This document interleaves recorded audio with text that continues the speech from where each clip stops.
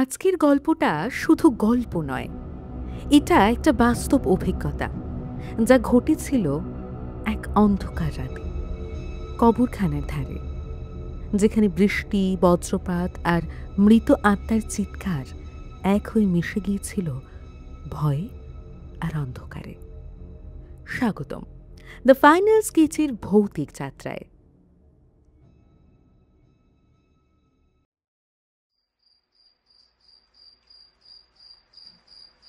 মাটির রাস্তাটা ধরে এগিয়ে যাচ্ছিলাম বাড়ির দিকে।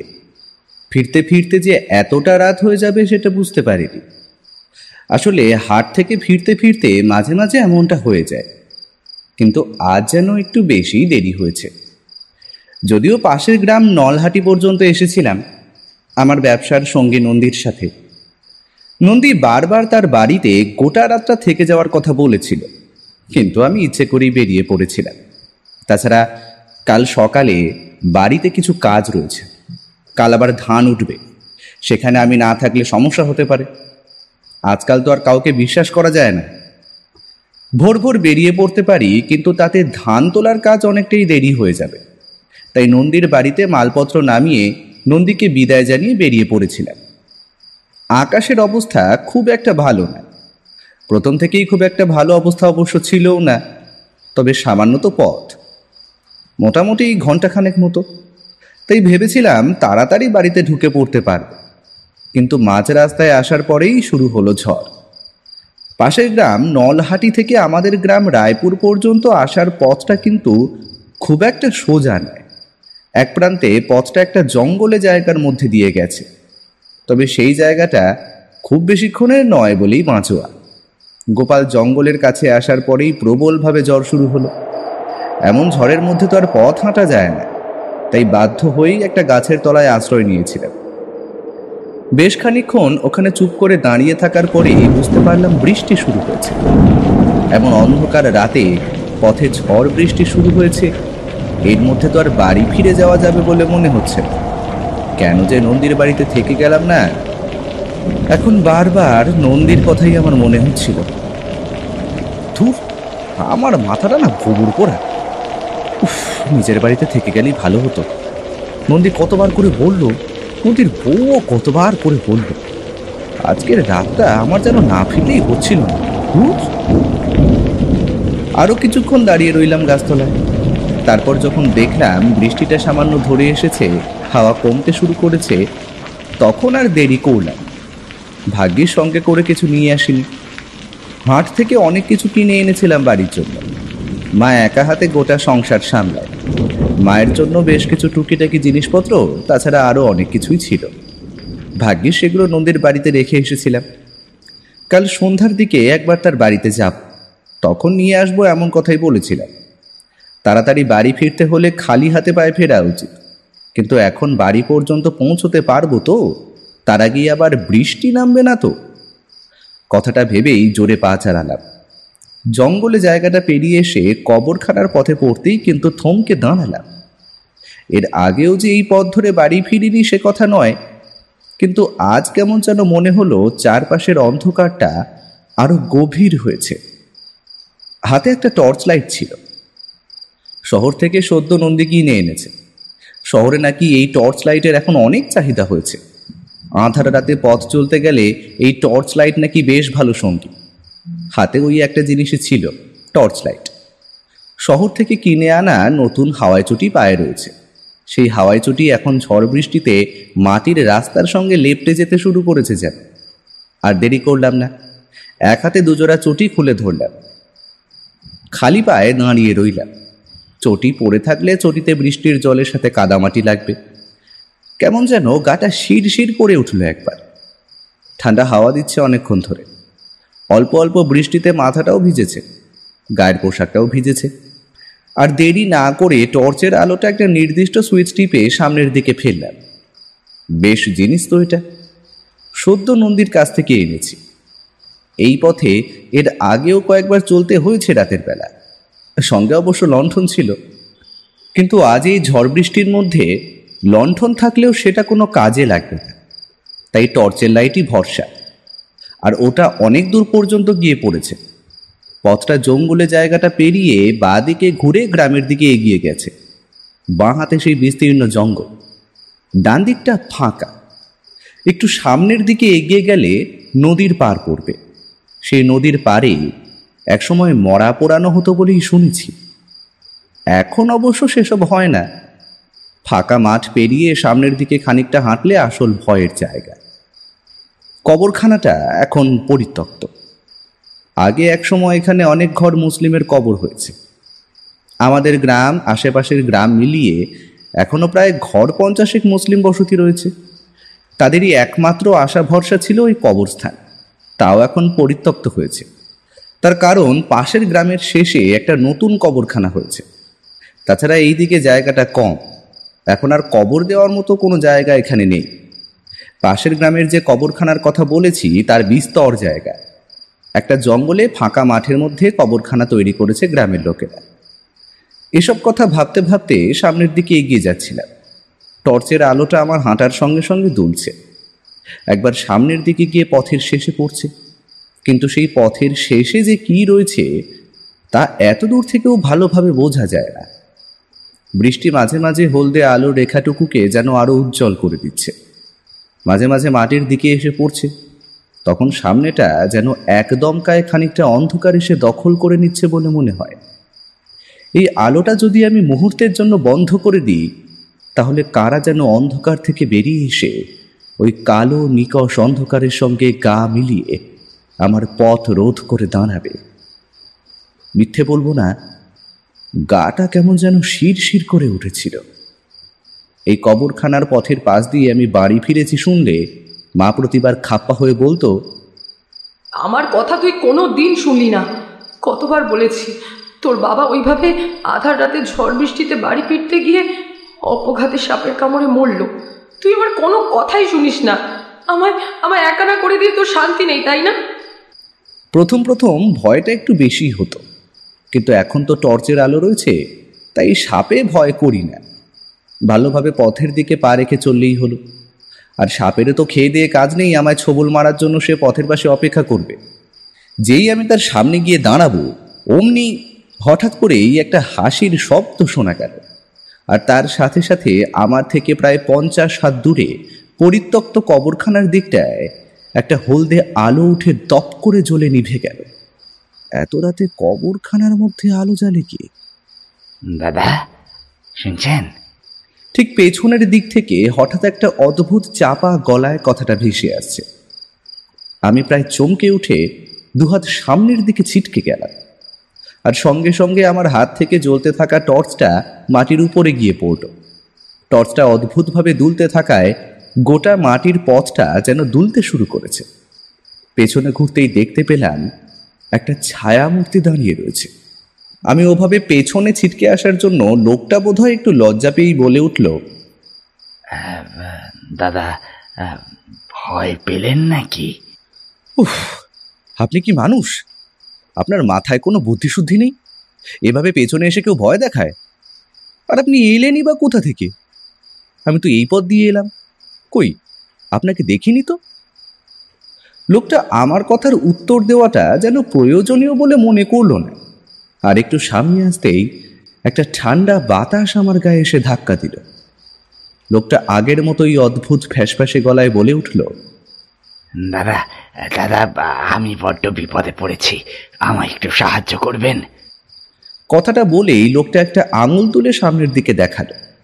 আমি তার আঙুল অনুসরণ করে সামনের দিকে তাকাতেই বুঝতে পারলাম লোকটা প্রায় 50 হাত দূরে সেই কবরখানাটার দিকে আঙুল তুলে দেখাচ্ছে। আমি অবাক হয়ে তার দিকে তাকালাম। আপনি যা বলছেন তা তো অসম্ভব। ওই কবরখানাটা তো এখন আর আগের মতো নেই, ওটা তো পরিত্যক্ত। ওখানে তো নতুন করে কোনো কবর দেওয়া হয় না। আমি সে কথা জানি দাদা, কিন্তু কিন্তু ওখানে না গেলে তো আপনি পুরোটা বুঝতে পারবেন না দাদা। দেখুন, যদি আপনার কথা সত্যি হয় ওখানে কয়েকজন লোক মিলে একটা কবর দেওয়ার চেষ্টা করছে, তাহলেই বা আমরা সেখানে গিয়ে কি করতে পারবো বলুন তো? আর তাছাড়া আপনি কি করে জানলেন কথাটা? যে লোকটাকে ওরা কবর দিচ্ছে সে আমার চেনা। আসলে গোটা ঘটনা বলার মতো সময় এখন আমার হাতে নেই দাদা। আপনি আগে আমার সঙ্গে চলুন। ওই দেহটাকে কিন্তু কবর দেওয়া যাবে না, তাহলে কিন্তু বিপদ হবে। আমার সঙ্গে চলুন দাদা। লোকটার কথায় কেমন একটা কাতর আরতি ছিল। আমি তার কথাটা ফেলতে পারলাম না। হাতের টর্চটার আলোটা নিভিয়ে ফেললাম। তারপর অন্ধকারকে আশ্রয় করে আমরা দুজনে মিলে এগোতে লাগলাম কবরখানার দিকে। সত্যি বলতে হলদে একটা আলো মাঝে মাঝে জ্বলে উঠে আবার নিভে যাচ্ছিল। দূর থেকে সেটাকে হলদে আলো বলে মনে হলো, কিন্তু একটু কাছে যেতেই বুঝতে পারলাম আমার হাতে যেমন টর্চ রয়েছে তেমনই একটা টর্চ মাঝে মাঝে জ্বলে উঠেই আবার নিভে যাচ্ছে, যেন কিছু একটা বুঝে নিয়েই আবার নিভিয়ে দিচ্ছে। এবার আমরা তার প্রায় হাত দশেকের মধ্যে এসে পড়েছি। মনে হলো যেন এবার চাপা স্বরে হলেও কথাটা শুনতে পেলাম। বললাম, ওখানে তো ৩-৪ জন রয়েছে বলে মনে হচ্ছে। এবারে আপনি কি করতে চাইছেন? পেছনে লোকটা এতক্ষণ ধরে হেঁটে আসছিল। এবার কিন্তু তার কোনো কথা শুনতে পেলাম না। পেছনের দিকে তাকিয়ে দেখি লোকটা নেই। আশ্চর্য, আরে লোকটা গেল কোথায়? শুধু শুধু যে ঝামেলার মধ্যে পড়লাম। এখন কিছু করতে হবে না, এখন এখানে চুপ করে বসুন। আগে লোকগুলো কি করে সেটা দেখি। আরে আশ্চর্য তো, আপনি কোথায় চলে গেছিলেন? এই তো দেখলাম আমার পিছু পিছু আসছেন, আবার এই ছিলেন না, আবার এর মধ্যে চলে এলেন। ব্যাপারটা কি হচ্ছে বলুন তো? আমি ওই ওই পাশটায় গিয়ে একবার দেখার চেষ্টা করছিলাম। ওখান থেকে ভালোভাবে কিছুই দেখা যায় না। আচ্ছা, এখান থেকে গ্রামে গিয়ে আপনি লোকজন ডেকে নিয়ে আসতে পারবেন না? আরে মশাই, আপনি আগে আমায় এটা বলুন তো, যে লোকটা কবর দেওয়া হচ্ছে আপনি বলছেন সেটা আপনার কে হয়? আচ্ছা, তেমন হলে আপনি গিয়ে লোকগুলোকে আটকাচ্ছেন না কেন?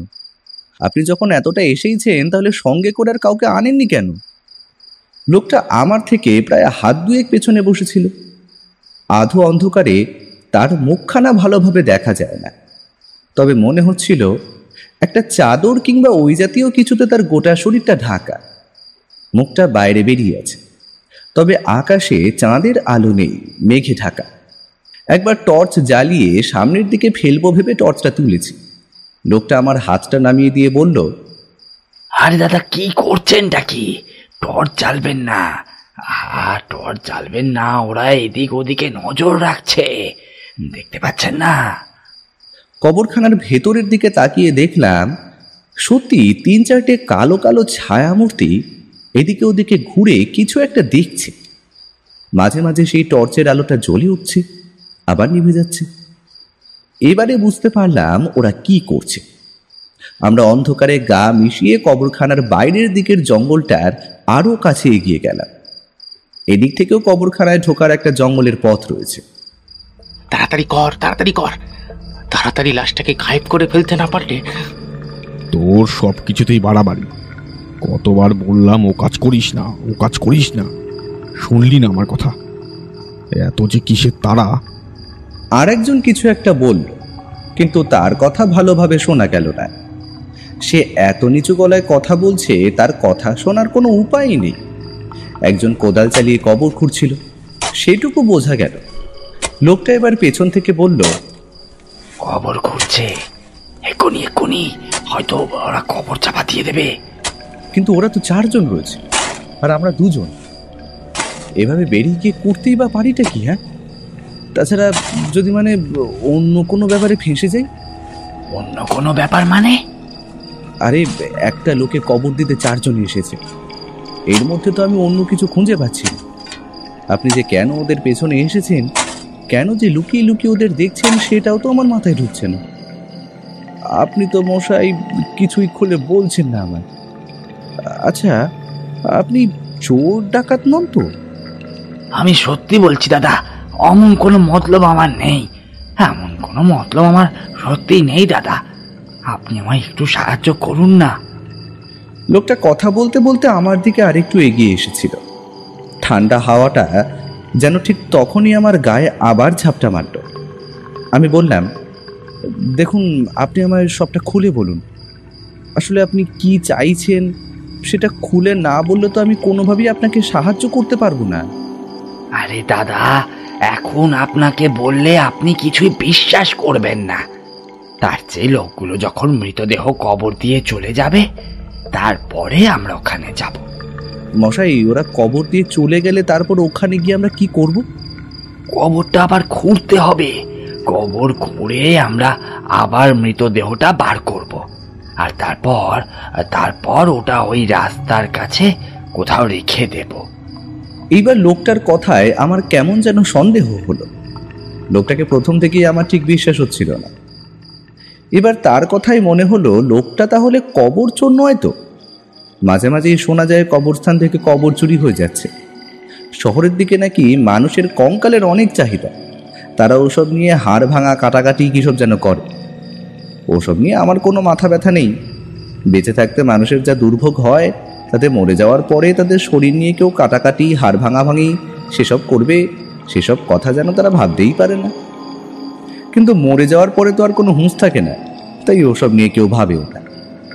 লোকগুলো ভালো নয়। নিজের মতোই চুপ করে বসে ভেবে চলেছিলাম অনেক কথা। একটা কথায় কেমন যেন চমকে উঠে বললাম, কোন লোকগুলো ভালো নয়? ওই যে কবরখানার মধ্যে যারা ঘুরে বেড়াচ্ছে, জবন সাহা, মলয় নন্দী, শীতল সামন্ত। আর কি যেন একটা বলতে গিয়ে চুপ করে গেল লোকটা। তারপরে বলল, আচ্ছা, আপনার বাড়িতে কে কে আছে দাদা? মানে আপনি কি একাই থাকেন? না না, একা থাকবো কেন? বাড়িতে মা আছে আর আমি। বাবাই বছর কয়েক আগে সাপের কামড়ে মারা গিয়েছি। তারপর থেকে আমাদের এই দুজনেরই সংসার। আপনি? আমার প্রশ্ন শুনে লোকটা যেন একটা দীর্ঘশ্বাস ফেলল। তারপরে বলল, হ্যাঁ, আমি একা মানুষ।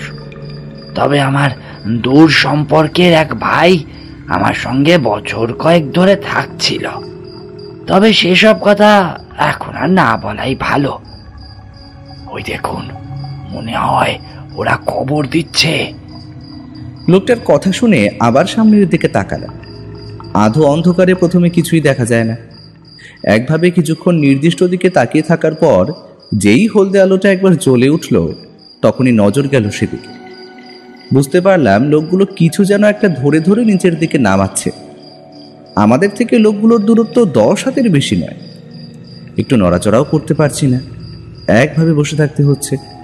চারপাশের হাওয়াটা কখন যেন গুমোট হয়ে গেছে, কোথাও সামান্য হাওয়া পর্যন্তও নেই। এর মধ্যে নড়াচড়া করলে শব্দ হবে, আর 10 হাত দূর থেকে সেই শব্দ বুঝতে পারা লোকগুলোর পক্ষে খুব একটা কঠিন কাজ নয়। আমরা যেখানে কথা বলছিলাম সেখানে একটা ঝোপ মতো ছিল, যে ও ঝোপের আড়ালে থাকার জন্য আমাদের বাইরে থেকে দেখা সম্ভব না। সামনের দিকে তাকিয়ে দেখলাম কি যেন একটা ওরা কবরের ভেতরে ঢুকিয়ে দিয়ে কোদাল দিয়ে মাটি চাপাতে লাগলো। এবারে লোকটার দিকে তাকিয়ে বললাম, আচ্ছা, ওই লাশটা যে আপনি আবার কবর থেকে তুলতে বলছেন, লাশটা তুলে ওই রাস্তার পাশে রেখে দিয়ে কি হবে? হ্যাঁ, যদি কেউ দিনের বেলায় লাশটা দেখতে পায়, তারপরে তার ব্যাপারে খোঁজ খবর করে, তাহলেই তো সব সত্যি কথা বেরিয়ে আসবে। না হলে তো এই লাশটার সাথেই সব সত্যি কথা মাটির তলায় চাপা পড়ে যাবে দাদা। আরে মশাই, আপনি তো সবটাই জানেন, সবটাই দেখতে পাচ্ছেন। তাহলে আপনি কি গ্রামের সবাইকে বলে দিন, তাহলেই তো হয়। লোকটা একটা হাত তুলে আমায় থামতে বলল। সামনের দিকে তখন সেই আলোটা আবার জ্বলে উঠেছে। আমি সামনের দিকে তাকিয়ে দেখলাম। আমি আর সেই লোকটা একভাবে তাকিয়ে দেখতে লাগলাম। সামনের দিকে আলোটা এবার কিন্তু জ্বলে উঠেই নিভে যায়নি, বেশ কিছুক্ষণ জ্বলে রইল। আর কবরখানার মধ্যে ঘুরতে থাকা লোকগুলোর কথা কিন্তু আবার শোনা গেল।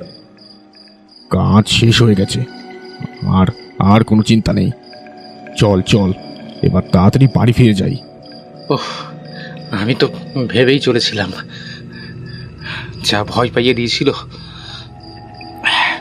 তবে যা হয়ে গেছে হয়ে গেছে, আর ওসব নিয়ে ভাবিস না, বুঝলি?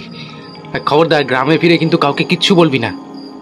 বলছিলাম যে আমরা যে এত কষ্ট করে এত দূরে এসে লাশটা চাপা দিয়ে গেলাম, তা আমাদের কিছু... তিনজনের গলা শোনা যাচ্ছে, কিন্তু একজন চুপ করেই রয়েছে। সেই একজন সেই হলদে আলোতে হাতটা তুলে পকেট থেকে কিছু যেন একটা বার করে বাকিদের দিল।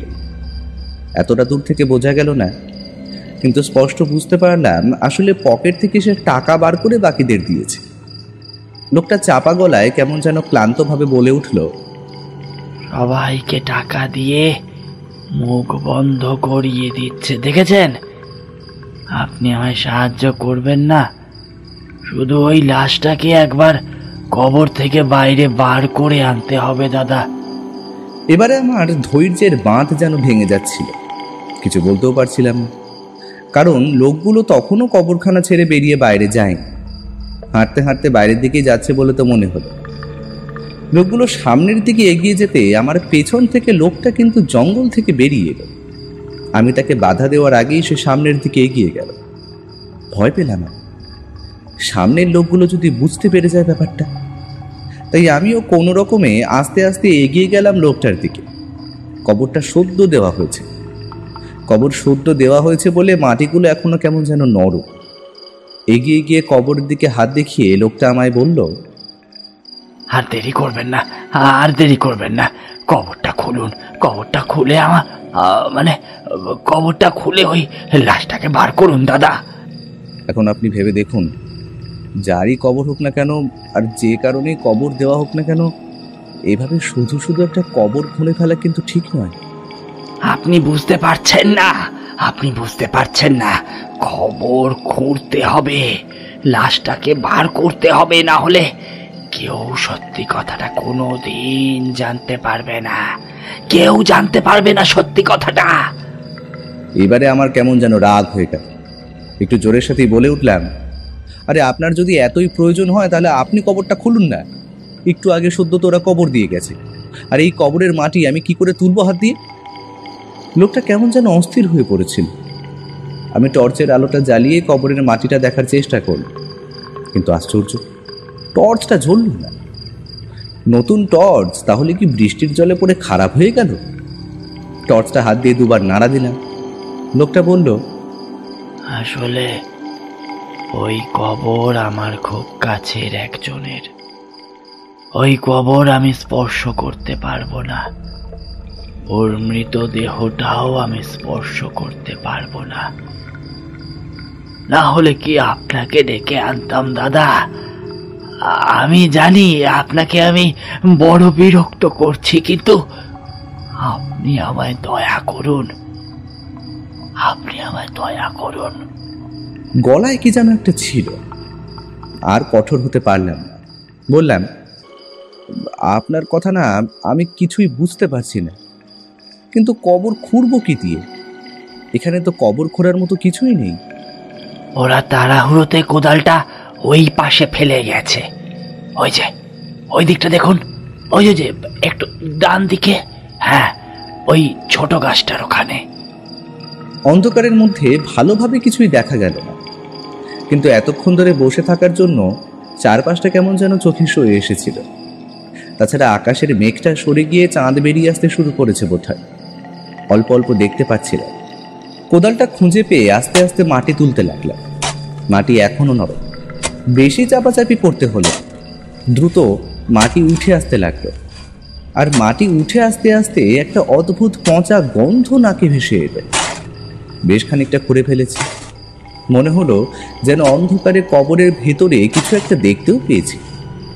ঠিক সেই সময় আবার সেই চারজনের গলা শুনতে পেলাম, যেন তারা আবার এদিকেই আসছে। তাদের মধ্যে একজন বলে উঠল, ও কি ভুলো মন দেখেছো, তাড়াহুড়োতে কোদালটাই ফেলে রেখে চলে আসছিলাম। তুই কি ভয় পেয়েছিস নাকি রে মনু? একটাও কথা বলছিস না যে? আরে যা হয়েছে হয়েছে, ওসব ভুলে যা, বুঝলি? একদম ভুলে যা তো দেখি।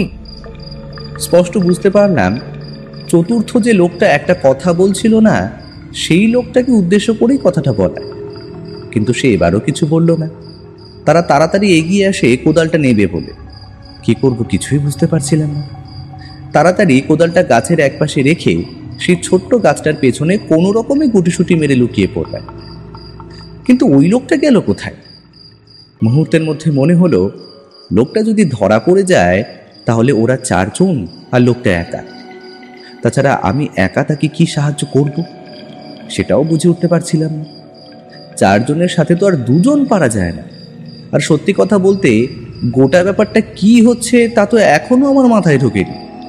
কিন্তু লোকটাকে আশেপাশে কোথাও দেখতে পেলাম না। চারপাশের মধ্যে একজন এগিয়ে এলো আমার কাছের এই ছোট্ট গাছটার দিকে। তারপর কোদালটা হাত দিয়ে ধরল। কোদালটা হাত দিয়ে ধরতে গিয়ে একবার যেন সোজা আমার দিকে তাকালো। আমি পাথরের মতো শক্ত হয়ে চুপ করে বসে রইলাম। আমার থেকে লোকটার মুখ মাত্র 2 হাত দূরে। লোকটা যেন নিজের 2টো চোখ দিয়ে আমাকেই দেখছে। পাথরের মূর্তির মতো আমি একভাবে বসে রইলাম বেশ খানিকক্ষণ। এক্ষুনি মনে হচ্ছিল লোকটা মুখ খুলে চিৎকার করে বাকি লোকেদের ডাকবে, আর তারপর যে কি হবে সেটা ভাবতেই আমার কেমন যেন ভয় হচ্ছিল।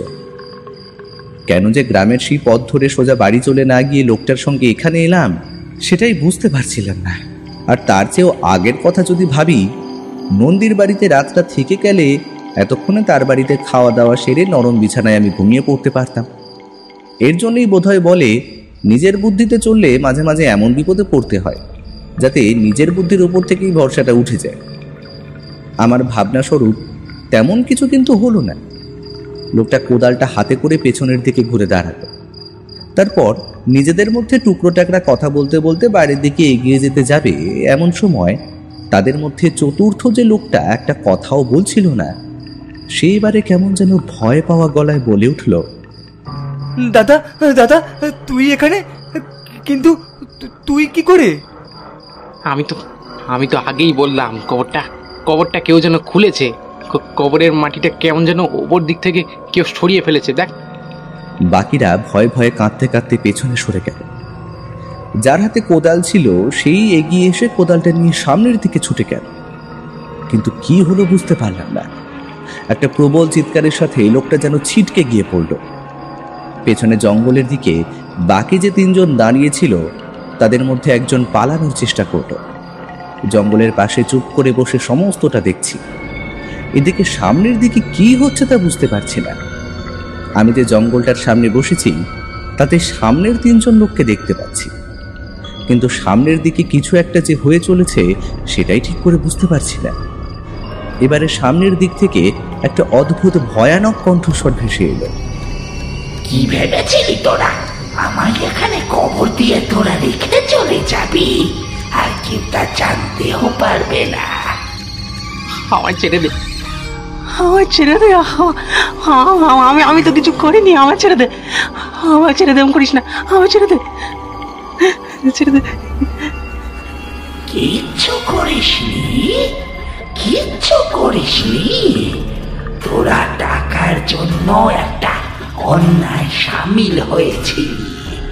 অন্যায়কে চাপা দিয়ে তারপর টাকা নিয়ে নিজের মুখ বন্ধ করে রেখেছিলি।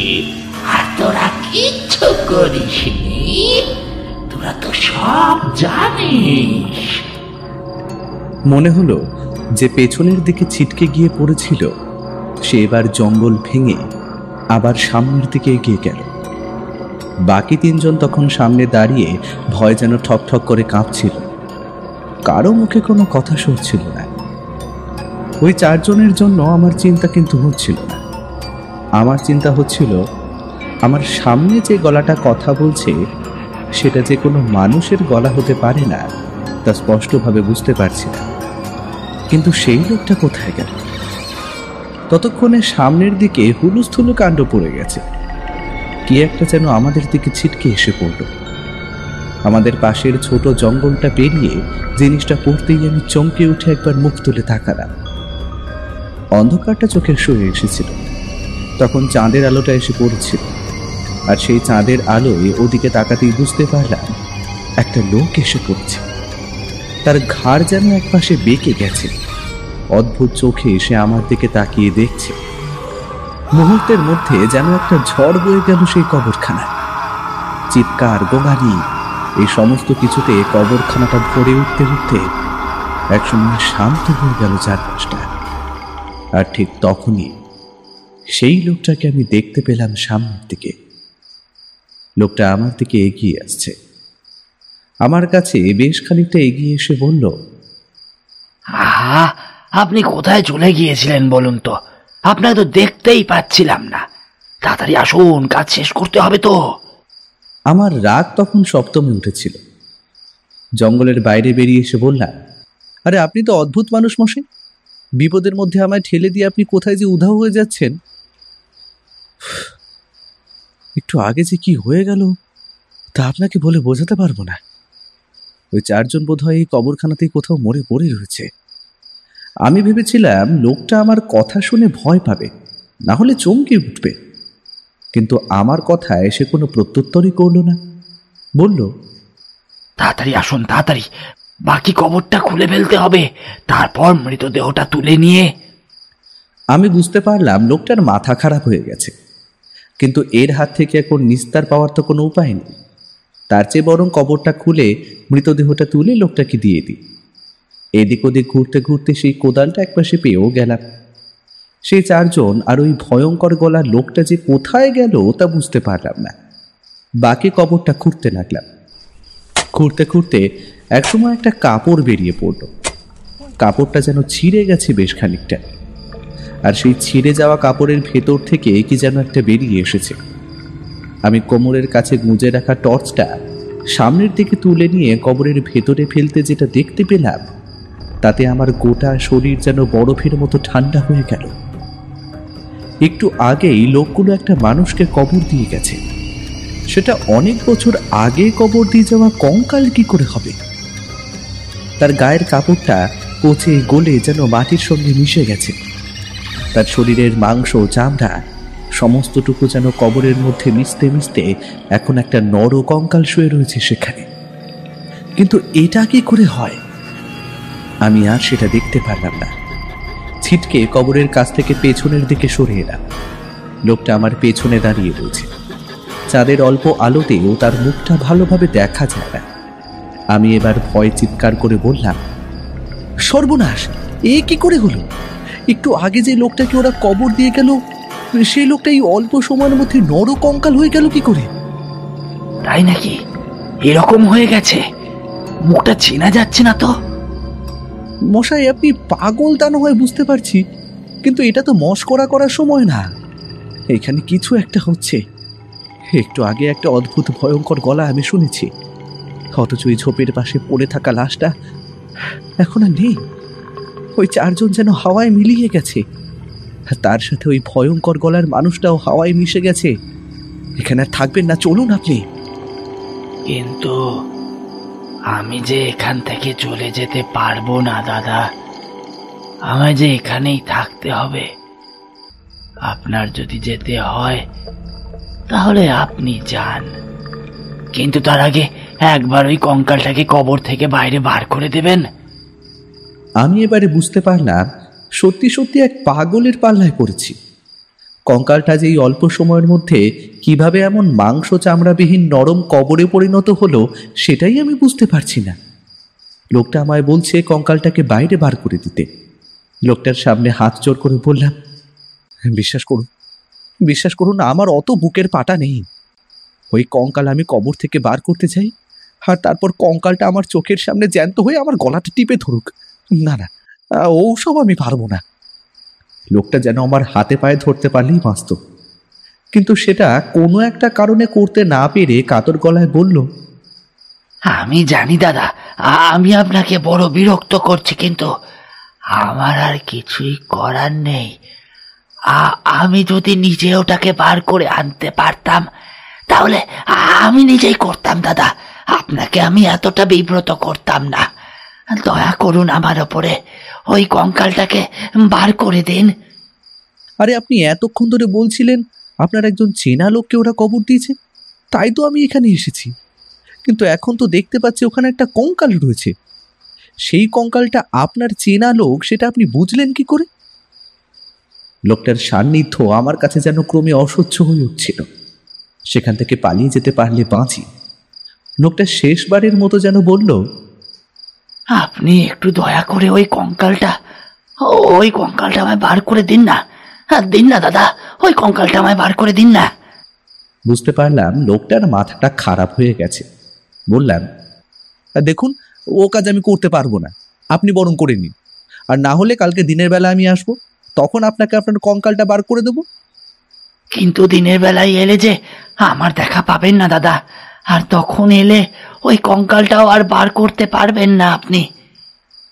যদি সেটা না পারি তাহলে থাক, কিন্তু আমায় ক্ষমা করো, না আমি ও কাজ করতে পারবো না। আশেপাশের গুমট ভাবটা যেন আমায় আষ্টে পৃষ্ঠে জড়িয়ে ধরতে চাইছিল।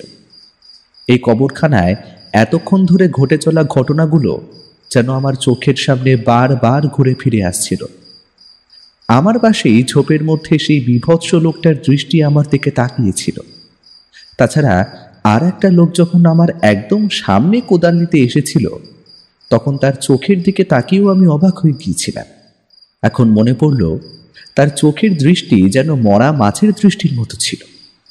লোকটা তখনও পেছনে বলে চলেছে, চলে যাবেন না, দয়া করে আমায় সাহায্য করুন, আমায় সাহায্য করুন না, একবার ওই কঙ্কালটা, ও দাদা দয়া করে আমায় সাহায্য করুন না। কথাটা কেমন যেন মাঝপথে থেমে গেল। তার কথাটা শেষের দিকে আমি যেন শুনতে পারছিলাম না, মনে হচ্ছিল যেন বহু দূর থেকে ভেসে আসছে। হাঁটতে হাঁটতে কবরখানার কাজ পর্যন্ত এসে পড়েছি। লোকটার কথা তখনও পেছনে শোনা যাচ্ছে।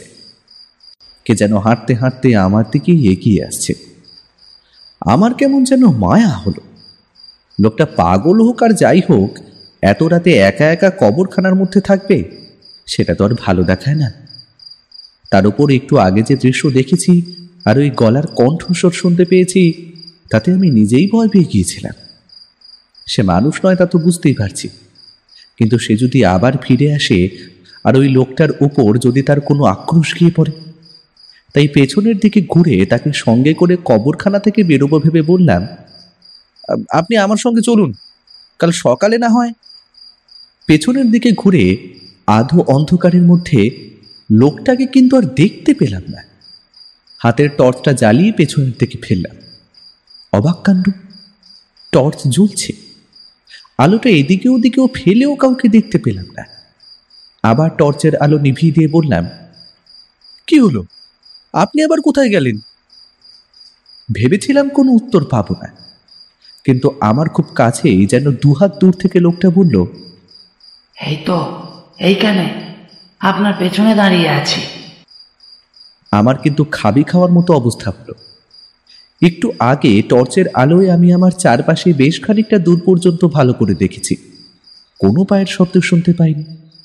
তাহলে লোকটা কখন আমার পেছনে এসে দাঁড়ালো? আমি বললাম, আপনি কোথায় আছেন? আপনাকে দেখতে পাচ্ছি না তো। লোকটা কোনো সাড়া দিল না। একটা দীর্ঘশ্বাস তার গলা থেকে বেরিয়ে এলো যেন। তারপরে বলল, দেখতে পাচ্ছেন না তাই না? আলো জ্বাললে আমার বড় কষ্ট হয় দাদা, কিন্তু আলোটা জ্বালিয়ে একবার দেখুন, দেখতে পান নাকি? টর্চের আলোটা জ্বালালাম, পেছনের দিকে ফেললাম, ডান দিকে বাদিকেও ফেললাম, কিন্তু না, কোথাও লোকটা নেই। হঠাৎ করে আমার সামনের দিক থেকে লোকটার গলার স্বরটা ভেসে এলো, একবার সামনের দিকে আলো ফেলে দেখুন তো। আমি চমকে উঠেছিলাম, তবু হাসি মুখে সামনের দিকে টর্চের আলো ফেলে কিছু একটা বলতে যাব, আমার কথাটা মুখেই আটকে গেল। আমার গোটা শরীরে কাঁপতে লাগলো, থর থর করে আমার হাতটা কাঁপতে শুরু করেছে যেন। আমার সামনে সেই লোকটা আর দাঁড়িয়ে নেই। তার মুখ আমি এখনো পর্যন্ত দেখতে পাইনি, কিন্তু তার সারা শরীরটা চাদরে ঢেকে রাখা। একটা মানুষের অবয়ব আমি দেখেছি, কিন্তু এখন আমার সামনে দাঁড়িয়ে রয়েছে একটা আস্ত নর কঙ্কাল। দুটো হাত জড়ো করে আমার দিকে তাকিয়ে সেই অদ্ভুত ভয়ঙ্কর মুখ নাকি সুরে বলছে, দয়া করুন, একবার দয়া করুন, আমায় একবার দয়া করুন, এই কঙ্কালটা বার করে দিন না। আমার মুখ থেকে যে ভয়ার্ত চিৎকারটা বেরিয়ে এসেছিল, সেটাতে বোধহয় কঙ্কালটা নিজেও অবাক হয়ে গিয়েছিল। আমি ছিটকে গিয়ে পড়েছিলাম পেছনের দিকে। লোকটা আমার দিকে এগিয়ে আসছে দেখে আমি চিৎকার করে বললাম, না, আপনি আপনি কঙ্কাল হলেন কখন? আমার কাঁপা কাঁপা গলায় তোতলানো উচ্চারণে কথাগুলো শুনে লোকটা মাথা নামিয়ে নিজের দিকে তাকালো। তারপর যেন হঠাৎ করে একটা ভুল হয়ে গেছে এমন ভাবে বলল, মাফ করবেন দাদা, আমি একদম বুঝতে পারিনি। আসলে খুব বেশিক্ষণ তো ওই মানুষের রূপটা ধরে থাকতে পারি না, তাই ভুল হয়ে গেছে, আমায় ক্ষমা করবেন। আমি মাটিতে ছিটকে গিয়ে পড়েছিলাম, তবুও কাঁপা কাঁপা হাতে টর্চের সামনের দিকটা ধরে রেখেছিলাম।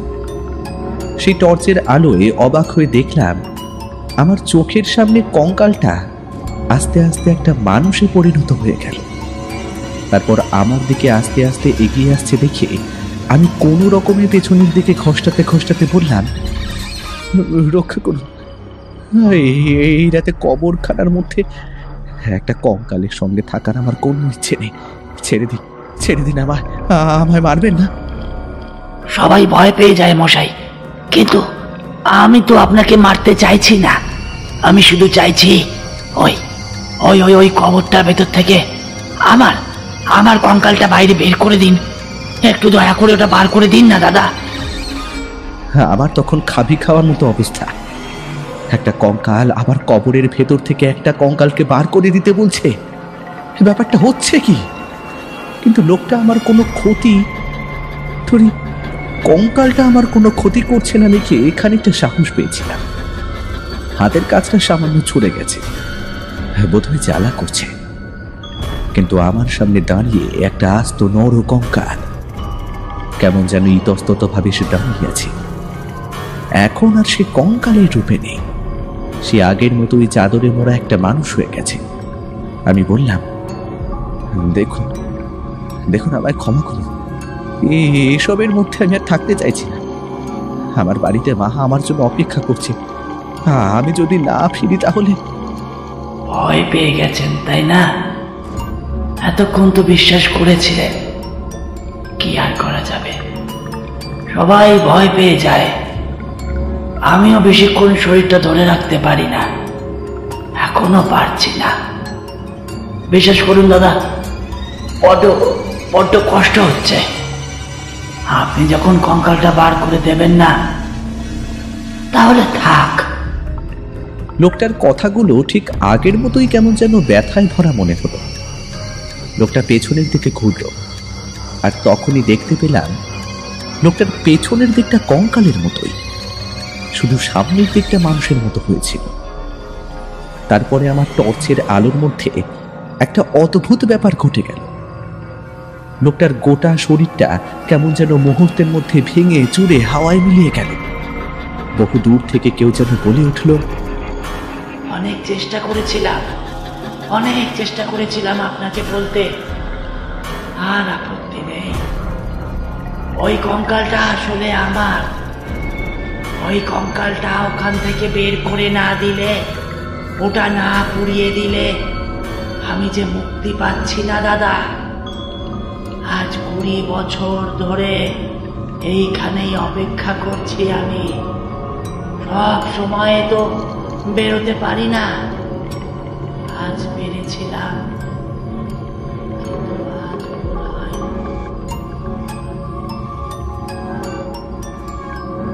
গলার শটটা হাওয়ায় মিলিয়ে গেল। কতক্ষণ ওভাবে টর্চ জ্বালিয়ে বসেছিলাম মনে নেই। তারপর যে কিভাবে ওই কবরখানা থেকে বাড়ি পর্যন্ত ফিরেছিলাম তা আমি বলতে পারবো না।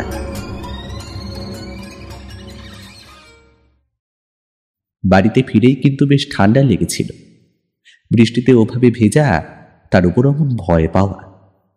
বাড়িতে কোনো কিছুই বলিনি ইচ্ছে করে। দুদিন পরে মাঠের ধান তোলার কাজ সমস্ত সেরে নন্দীর বাড়িতে গিয়ে নন্দীকে কথাটা বললাম। সমস্তটা শুনে নন্দী বলল, তোর কথা আমি অবিশ্বাস করছি না। তার কারণ এটা নয় যে তুই মিথ্যে বলিস না, তার আরও একটা কারণ আছে। আমাদের এই গ্রামে আজ থেকে প্রায় 20-22 বছর আগে এমন একটা ঘটনা ঘটেছিল। এই গ্রামে মনীন্দ্রলাল এবং তন্ময়লাল বলে 2 ভাই ছিল। ছোট ভাইয়ের ডাকনাম ছিল মনু, আর বড় ভাইয়ের ডাকনাম ছিল তনু। একদিন রাতে হঠাৎ করেই ওই তন্ময়লালকে আর খুঁজে পাওয়া যায় না। সে যেন কোথাও হাওয়া হয়ে গিয়েছিল। তার ভাই মনীন্দ্রলাল বলেছিল সে ব্যবসার কাজে বাইরে গিয়েছে, কিন্তু তাকে আর গ্রামের কেউই কোনোদিনও দেখতে পায়নি। কিন্তু তবে সেই রাতেই মনীন্দ্রলালের দুই কাছের বন্ধু ক্ষিতীশ আর যবন কোথায় যেন হারিয়ে যায়। মনীন্দ্রলালের আরো এক বন্ধু ছিল, তার নাম ওই যতদূর মনে পড়ছে ওই মলয় রায়।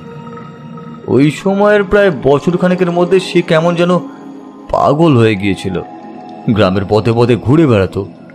একমাত্র মনীন্দ্রলালেরই কিছুই হয়নি, কিন্তু মাত্র বছর দুয়েকের মধ্যে মনীন্দ্রলাল তার ঘরের মধ্যে বিষ খেয়ে আত্মহত্যা করে। আসলে কি কারণে সে আত্মহত্যা করেছিল সে কথা কেউই জানে না। নন্দীর কথা শুনে আমি অবাক হয়ে গেলাম। সেদিন রাতে আমি ওই 4 জনকেই তো কবরখানার মধ্যে দেখেছিলাম। তার মানে ওই লোকটা যেমন ভূত ছিল, তার সাথে ওরা 4 জন ভূত ছিল। তাহলে কি সেই রাতে ওরা ওভাবে তন্ময়লালের মৃতদেহ ওই কবরখানায় কবর দিতে গিয়েছিল, আর সেই কবর থেকে উঠে এসে তন্ময়লালের অশরীরী আত্মা ওদের 4 জনকে আক্রমণ করে, আর সেই কবর থেকে উঠে এসে তন্ময়লালের অশরীরী আত্মা ওদের 4 জনকে আক্রমণ করে। তার মধ্যে 2 জন মরেছিল, আর 2 জন কোনোভাবে সেখান থেকে বেঁচে ফিরে এসেছিল। আমি তো আর 4 জনের মৃতদেহ দেখিনি, তবে আমার মনে হয়েছিল 4 জনই মরেছে। কিন্তু একজনকে জঙ্গলের ভেতরে পড়তে দেখেছিলাম, আর একজনকে আমার পাশেই পড়তে দেখেছিলাম। বাকি 2 জনকে তো আমি দেখিনি। মলয় রায়ও কিন্তু বছর দুয়েকের মধ্যে নিরুদ্দেশ হয়ে যায়। কানাঘুষো শুনেছিলাম যে ওই কবরখানার মধ্যেই মলয় রায়ের নাকি মৃতদেহ পাওয়া গিয়েছিল, তবে আসল ব্যাপার কি তা আমি কিন্তু জানি না। তবে আজ তোর কাছে কথাগুলো শুনে আসলে মনে হচ্ছে ব্যাপারটা এমনই হয়েছিল, কিন্তু এত বছর পরে তুই তার দেখাই বা কেন পেলি সেটাই কিন্তু আমি বুঝতে পারছি না। আমি যেন সব বুঝতে পারছিলাম। ওই কবরখানার পথে এই 20-22 বছরের মধ্যে অনেকেই মাঝে মাঝে ভয় পেয়েছে। তারা কেন ভয় পেয়েছে সে কথা আমার চেয়ে ভালো তন্ময়লাল, মানে ওই লোকটা বলতে পারবে। সে তো নিজেই বলেছিল তাকে দেখে অনেকে ভয় পেয়েছে। সে বোধহয় নিজের কবর থেকে কঙ্কালটাকে উদ্ধার করার জন্য অনেকের কাছেই এসেছিল। তারা ভয় পেয়ে পালিয়ে গেছে, আর তাতেই ওই কবরখানায় ওই পথের দুর্নাম রয়েছে। কিন্তু তন্ময়লাল আমার কাছে সাহায্য চেয়েছিল। আমার তাকে সাহায্য করা উচিত, সেটাই আমার এখন মনে হলো। আমি যেন নন্দীর বাড়িতে বসে তন্ময়লালের কথা শুনতে পাচ্ছিলাম। বড় বড় কষ্ট করে আমি এখানে এসেছি, সব সময় তো আসতে পারি না। আজও বোধহয় আমার মুক্তি হলো না।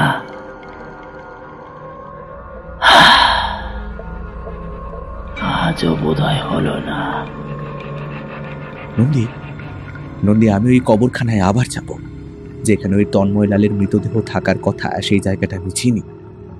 সেখানে মাটি খুঁড়লেই তার মৃতদেহ খুঁজে পাওয়া যাবে, এমনকি তার কঙ্কালটাও খুঁজে পাওয়া যাবে। ওই কঙ্কালটাকে ঠিকমতো সৎকার করলেই বোধহয় সে মুক্তি পেয়ে যাবে। না হলে তার আত্মা আবার ওই কবরখানার আশেপাশে ঘুরে বেড়াবে। আবার হয়তো গভীর কোনো রাতে কাউকে ডেকে নিয়ে যাবে নিজের কঙ্কাল উদ্ধার করার জন্য। নন্দী প্রথমে রাজি ছিল না, কিন্তু আমার জোরাজুরির কাছে শেষে রাজি হয়ে গেল। দুজনে মিলে সেই কবরখানায় আবার গেলাম। ঠিক নির্দিষ্ট জায়গায় খুঁড়তেই বেরিয়ে এলো প্রায় 20 বছর আগে কবর দেওয়া একটা কঙ্কাল। তবে এই কঙ্কালটা আমি কয়েকদিন আগেই দেখেছি। সেই কঙ্কালটা তুলে নিয়ে এসে হিন্দু মতে তার সৎকার করা হলো। মনে হলো এবার বোধহয় সত্যিই তন্ময়লালকে সাহায্য করতে পারলাম। এরপরেও যতবার ওই কবরখানার পাশ দিয়ে গেছি, কেন জানি না নিজের অজান্তেই কবরখানার দিকে চোখ চলে গিয়েছে। মাঝে মাঝে মনে হতো আধো অন্ধকারের মধ্যে কবরখানার ভেতরে বোধহয় কেউ একটা দাঁড়িয়ে আছে আর আমার দিকে তাকিয়ে বলছে, কি বলেছে আপনাকে ধন্যবাদ জানাবো মশাই, আপনি আমায় সাহায্য করলেন। কেউ তো করলো না, আপনি করলেন। কিন্তু এই ভাবনা নিজেই উড়িয়ে দিতাম। তন্ময়লালের তো মুক্তি হয়ে গেছে, তাহলে তাকে আবার দেখবই বা কি করে?